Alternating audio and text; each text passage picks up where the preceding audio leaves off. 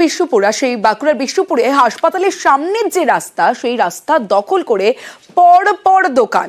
কর্তৃপক্ষের উচ্ছেদ নোটিশে শোরগোল। পুরসভাকে নিয়মিত ট্যাক্স রয়েছে, ফুড লাইসেন্স সহ অন্যান্য অনুমতিও। দাবি দোকানদারদের, জবরদখলকারীদের থেকে কিভাবে ট্যাক্স? প্রশ্নের মুখে চুপ পুরসভা।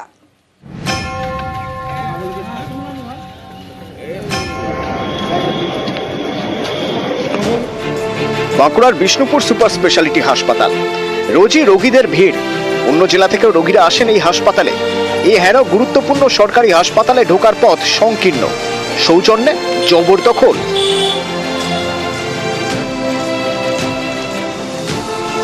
নোটিশে শনিবারের মধ্যে উঠে যেতে বলা হয় ব্যবসায়ীদের। এতেই শুরু হয় শোরগোল।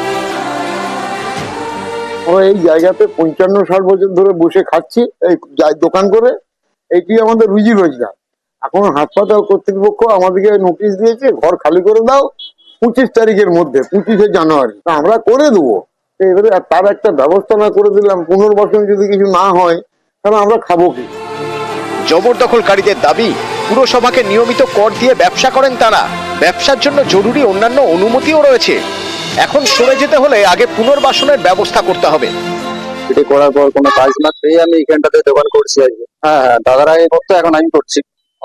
দাবি একটাই যে আমাদের পুনর্বাসনের একটা ব্যবস্থা করে দেয়। ধরুন আজকে আমি অনেক পড়াশোনা করে এই জায়গাটা আছি, ধরুন হঠাৎ করে যে এরকম একটা অবস্থা চলে আসে, পরিস্থিতি চলে আসে, আমার পক্ষে এই ব্যাপারটা খুব কঠিন হয়ে যাবে। কিন্তু কোনোভাবেই পুনর্বাসন দিতে রাজি নয় হাসপাতাল কর্তৃপক্ষ। তাদের দাবি, আগেও উচ্ছেদের নোটিশ দেওয়া হয়েছে, জায়গাটা হাসপাতালের প্রয়োজন। আমাদের রাস্তা এবং গেট, হসপিটালে তো ঢোকার মেন গেটটা খুবই সংকীর্ণ, প্রায় 7-8 ফুটে পরিণত হয়েছে। বড় গাড়ি বা অ্যাম্বুলেন্স ঢোকার জন্য খুবই অপরিসর।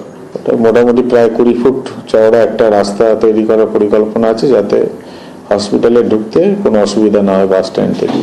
সেই কারণে 4টি দোকানকে ওদের আগেও নোটিশ করা হয়েছে, ওরা সে নোটিশে কর্ণপাত করেনি। আরেকবার নোটিশ করা আছে, তৃতীয়বারের জন্য। এখানেই অনেকের প্রশ্ন, জবরদখলকারীদের থেকে কিভাবে ট্যাক্স নেয় পুরসভা? যদিও এ বিষয়ে কোনো বক্তব্য দিতে রাজি নয় বিষ্ণুপুর পুরসভা। শনিবার পর্যন্ত সময় দেওয়া হয়েছে ব্যবসায়ীদের। এরপর কি হবে? এ নিয়ে বিষ্ণুপুরে জোর শোরগোল। বিষ্ণুপুর থেকে দেবব্রত মণ্ডল, নিউজ 18 বাংলা।